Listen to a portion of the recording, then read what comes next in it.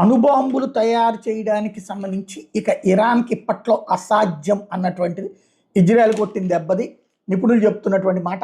Iran అణు కేంద్రాలను తీవ్రంగా దెబ్బతీసామని ఇజ్రాయెల్ చెప్తుంది. నిజంగా అదే జరిగి ఉంటే ఇరాన్ అణు కార్యక్రమానికి శరాఘాతమేనని, మళ్ళీ అణుశుద్ధిని మొదలు పెట్టాలంటే నెలలు సంవత్సరాలు ఆలస్యంగా వచ్చని నిపుణులు అంచనా వేస్తున్నారు.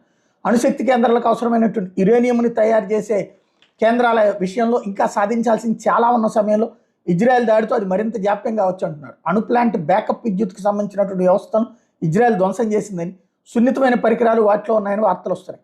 ఇరాన్ అణు కార్యక్రమం 2018 నుంచి వేగం పుంజుకుంది.